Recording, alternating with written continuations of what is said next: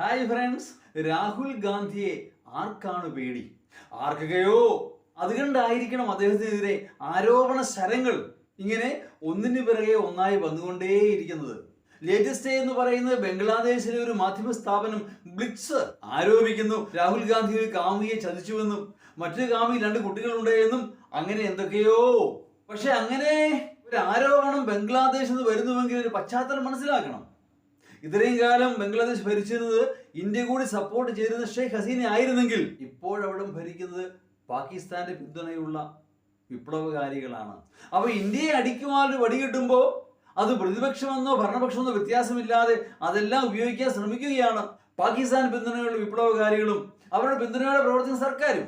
അതാണ് ഇതിന്റെ പിന്നിലെ പശ്ചാത്തലം. പക്ഷെ എനിക്ക് മനസ്സിലാകാത്തത് നമ്മുടെ BJPയുടെ സമുന്നതനായ നേതാവ് ശ്രീ സുബ്രഹ്മണ്യ സ്വാമി കുറെ കാലമായി പറഞ്ഞു നടക്കുന്നു രാഹുൽ ഗാന്ധിക്ക് ബ്രിട്ടനിൽ പൗരത്വമുണ്ട്, അവിടെ സ്വന്തമായ കമ്പനികളുണ്ട്, ബ്രിട്ടനിൽ മാത്രമല്ല ഇറ്റലിയിലുമുണ്ട് പൗരത്വം, എന്തെല്ലാമോ ആരോപണങ്ങൾ.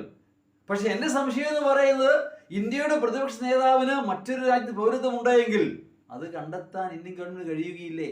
തീർച്ചയായും ഇന്ത്യയിലെ നിയമം അനുസരിച്ച് അത് ശിക്ഷാർഹമായ കുറ്റം തന്നെയാണ്. ഒരുപക്ഷെ അങ്ങനെ ഒരു സത്യം കണ്ടെത്താൻ കഴിയുന്നില്ല എങ്കിൽ അത് ഈ ഗവൺമെന്റ് പരാജയം തന്നെയാണ്, ഒരു സംശയവും വേണ്ട. അതോടൊപ്പം നമ്മൾ ഓർക്കണം, ഇന്ത്യക്കുണ്ട് അന്വേഷണ ഏജൻസികൾ, അവർക്ക് അന്വേഷിച്ചുകൂടെ? സീസറിന്റെ ഭാര്യ സംശയാതീതമായിരിക്കണം എന്ന് പറയുന്നത് പോലെ തന്നെ നമ്മുടെ പ്രതിപക്ഷ നേതാവിനെതിരെ അത്തരം ആരോപണങ്ങൾ ഉണ്ടായെങ്കിൽ അത് കണ്ടെത്തുക തന്നെ വേണം, അല്ലാതെ ഒരു പുകമറ സൃഷ്ടിക്കുകയല്ല.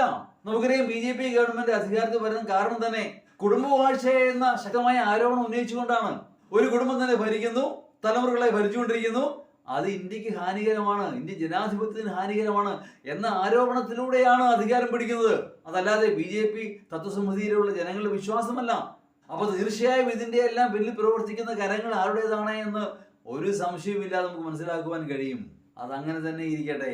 എനിക്കൊന്നേ പറയാനുള്ളൂ, ആരോപണം സത്യമാണെങ്കിൽ അത് കണ്ടെത്താനുള്ള പൂർണ്ണ ഉത്തരവാദിത്വവും ബാധ്യതയും കേന്ദ്ര ഗവൺമെന്റ് തന്നെയാണ്. അതവർ നിർവഹിക്കുമെന്ന് തന്നെ നമുക്ക് പ്രത്യാശിക്കാം.